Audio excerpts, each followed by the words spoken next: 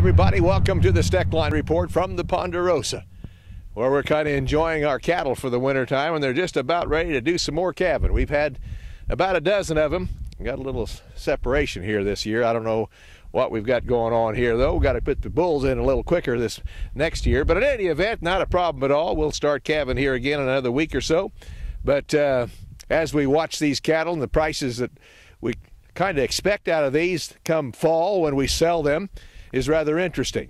One of the things that's going to affect this whole ball game called cattle market might be sequestration. Oh, there comes that word again. Stand by. I'll talk about that because they're talking about it in Washington almost every day. I first got started in the cattle business. My wife and my father-in-law got me into it. I love dealing with the animals and being in the outdoors. At American Ag Credit, I know a lot of them are in the same business that I am. You know, therefore they understand what I need and what problems I'm against, so they can work with you on it, and it makes it much easier. It's been passed down to me through the generations, and I want to pass it on down to the next generation or two.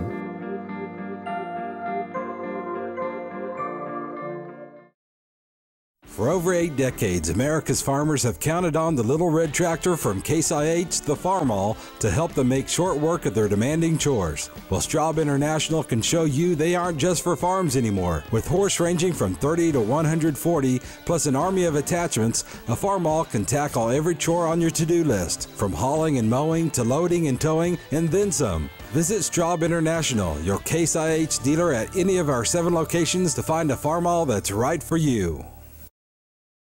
Sequestration. Will it happen or won't it happen? I didn't think it would. Still don't think it will. But boy, there's a lot of people that think it is going to, and one of them is our Secretary of Agriculture. Now, needless to say, he's probably not been around many of these old cattle out here. He's not a farmer. Been doing a pretty good job, but he sure is messing this deal up. In fact, so much so that we had a group of 8 Republican senators just introducing and co-sponsoring an amendment that would prevent federal agencies from furloughing certain essential government employees, such as meat safety inspectors. Now, I got to tell you, Vilsack still continues to push to furlough these inspectors for about 11 days. And quite honestly, a couple of things don't make sense to me. First of all, he says he needs another $52 million in the budget to keep those inspectors working. Well, guess what? USDA themselves says if they shut this thing down for 11 days, it's going to cost this country something like $10 billion. Wow! Doesn't take much of a arithmetic genius to figure out that this deal isn't going to work. So we've got a group of senators, and I'm sure some congressmen as well, that are really up in arms about this, and well, they should be. I think they're going to get something stopped before this is all over. It just doesn't make sense at all. In any event, we'll wait and see what happens. They're working on that on a day-to-day basis, and quite honestly, it changes from one day to the next. We could have a different news story on about this every day.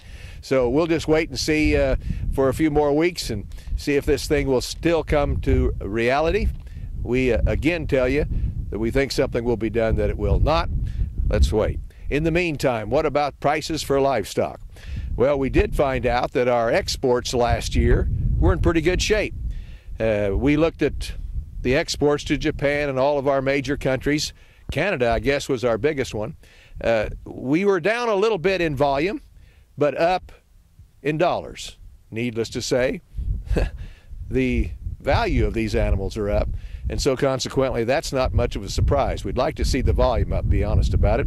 Maybe that'll happen this year. We do have a better chance of shipping more meat to the Japanese because of their relaxation of the age group that we talked about going down to 30 months, so that may help a little bit. But I got to tell you, I think it's kind of like the grain price. Grain prices, I think, have gotten it to the point where people can do without some of them, and that's the case with meat too. There are times when people are just not going to pay the kind of price that they see at the stores, and so consequently, we can't get much higher. I think we're there in the beef market. I've been saying that for quite some months, and it seems like it's kind of holding true. Hope I'm wrong. If the economy would turn around and go straight up, I would be wrong. No, it wouldn't, because I said that would help. In any event, that's the way it is. From the Ponderosa, the Steckline Report.